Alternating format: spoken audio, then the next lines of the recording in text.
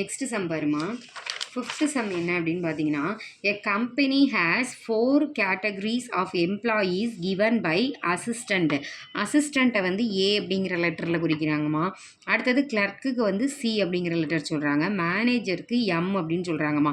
Executive ஆஃபீஸருக்கு இ அப்படின்னு சொல்லியிருக்காங்க.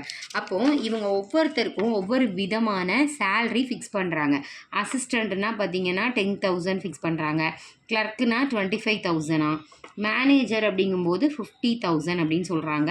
அப்புறம் வந்து எக்ஸிக்யூட்டிவ் ஆஃபீஸருக்கு வந்து 1 lakh அப்படின்னு சொல்லி சேல்ரி ஃபிக்ஸ் பண்ணியிருக்காங்க. இப்போது இந்த சேல்ரியையும் அந்த யாரை அந்த எம்ப்ளாயீஸ் இருக்காங்கல்ல அவங்களையும் என்ன பண்ண சொல்கிறாங்கன்னா ரிலேட் பண்ண சொல்லியிருக்காங்க. அப்போ எத்தனை பேர் இருக்காங்க அப்படின்னு பார்த்தீங்கன்னா அசிஸ்டன்ட்ஸ் பார்த்தீங்கன்னா 5 பேர் கொடுத்துருக்காங்க. A1 A2 A3 A4 A5 அப்படின்னு சொல்லிட்டு. கிளர்க்கு பார்த்தீங்கன்னா 4 பேர் வராங்க. C1 C2 C3 C4 அப்படின்னு சொல்லிட்டு. மேனேஜர் 3 பேர், M1 M2 M3.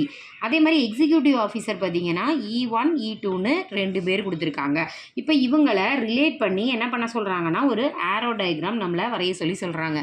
அதுதான் நம்மளோட 5th சம். அப்போ நம்ம ஃபஸ்ட்டு என்ன பண்ணிக்கணும், பேரா பாயிண்ட்ஸை வச்சுக்கிட்டு அதுக்கப்புறம் என்ன பண்ணலாம், நம்ம ஆரோ டயக்ராம் என்ன அப்படிங்கிறத வரையலாம். ஸோ நம்ம இப்போ இது ரெண்டையும் கம்பேர் பண்ணி பாயிண்ட் அவுட் பண்ணிவிட்டு என்ன பண்ண போகிறோம், சேல்ரி இங்கே எம்ப்ளாயீஸு, சேலரியையும் எம்ப்ளாயையும் கம்பேர் பண்ணி ரிலேட் பண்ணுற மாதிரி ஒரு ஆரோ டயக்ராம் நம்மளை வரைய சொல்லியிருக்காங்க.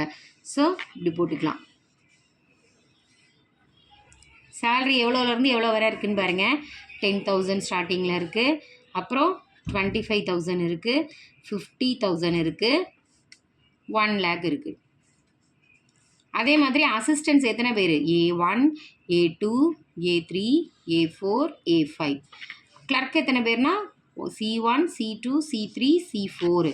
அப்புறம் மேனேஜர்ஸ் வந்து M1 M2 M3ன்னு 3 பேர் இருக்காங்க. எக்ஸிக்யூட்டிவ் ஆஃபீஸர்ஸ் வந்து E1 E2ன்னு 2 பேர் இருக்காங்க. அப்போது ஆரோ டயக்ராம்னாலே என்னது, அந்தந்த சேலரியை அந்தந்த நபரோட கனெக்ட் பண்ண போகிறேன். அப்போ அசிஸ்டன்ஸ் எல்லாருமே எவ்வளோ தான் வாங்குவாங்க, 10,000 தானே வாங்குவாங்க, அவ்வளோதான். நெக்ஸ்ட்டு பார்த்தீங்கன்னா 25,000 யாரெலாம் வாங்குவா, C1 வாங்குவாங்க, C2 வாங்குவாங்க, C3 வாங்குவாங்க.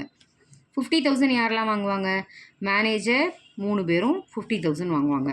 அப்புறம் எக்ஸிக்யூட்டிவ் ஆஃபீஸர்ஸ் வந்து 1 lakh வாங்குவாங்க. அவ்வளோதான். இதுதான் நம்மளோட ஆரோ டயக்ராம். ஸோ 5th சம் இதோட முடியுது.